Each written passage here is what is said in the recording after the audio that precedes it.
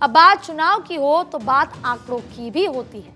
NDA के पास 38 हैं, तो ये आंकड़ा बढ़ने वाला है। अगर उदाहरण के तौर पे कहें तो आंकड़ा तो बहुत ज्यादा बढ़ेगा, लेकिन राजस्थान से आरएलपी, जो हनुमान बेनीवाल की एक ही सांसद की पार्टी है, लेकिन बीजेपी की रणनीति 543 सीटों पर है। एक एक सीट पर बीजेपी की रणनीति तैयार है। हाल ही में अमित शाह ने 6 सर्वे भी कराए और उन्होंने जमीनी हकीकत को समझा, इसीलिए 543 सीटों पर रणनीति को तैयार किया है। आपको याद होगा कि 2 साल पहले 161 सीटों पर, जिन पर बीजेपी की स्थिति बेहतर नहीं थी, 2019 के चुनाव में बीजेपी नहीं निकाल पाई थी, उन पर तो भारतीय जनता पार्टी पिछले 2 सालों से काम कर रही है।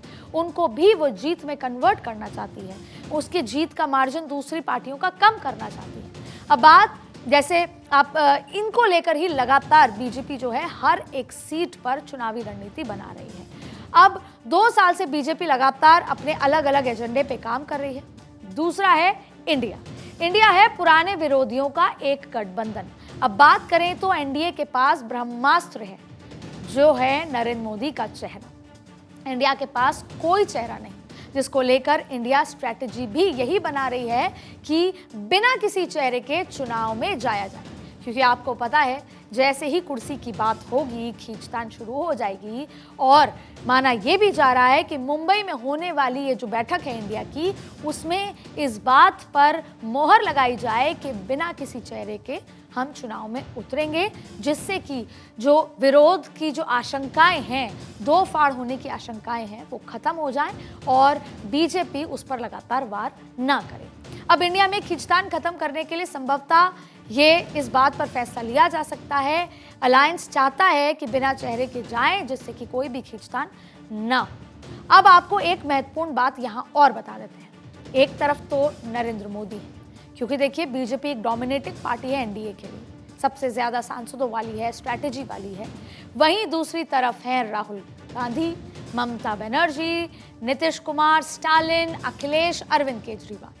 ये बात हम इसलिए आपको कह रहे हैं क्योंकि मोदी जब चुनाव में उतरेंगे तो नेशनल मुद्दों के साथ उतरेंगे, विकास के मुद्दों के साथ उतरेंगे, और इंडिया रीजनल मुद्दों के साथ उतरेगी। हालांकि यही हमने कर्नाटक चुनाव में देखा, उसका एग्जाम्पल यहाँ फिट नहीं होता क्योंकि वो एक विधानसभा चुनाव था, लेकिन तभी ये रणनीति तय हो गई थी कि हम आगे भी लोकसभा चुनाव हो या कोई भी विधानसभा चुनाव, रीजनल मुद्दों के साथ ही उतरेंगे, जिससे कि क्योंकि इसका एक बड़ा मुद्दा है कि जब जब मोदी को लेकर कोई टारगेट किया जाता है, मोदी को बुराई या मोदी के लिए ऐसे कोई शब्द इस्तेमाल होते हैं, तो विपक्ष को हमेशा नुकसान होता है, नरेंद्र मोदी को फायदा होता है। और दूसरा, जब जब आप किसी नेशनल मुद्दे पर चुनाव में उतरते हैं तो नरेंद्र मोदी को फायदा होता है और विपक्ष को फायदा नहीं होता।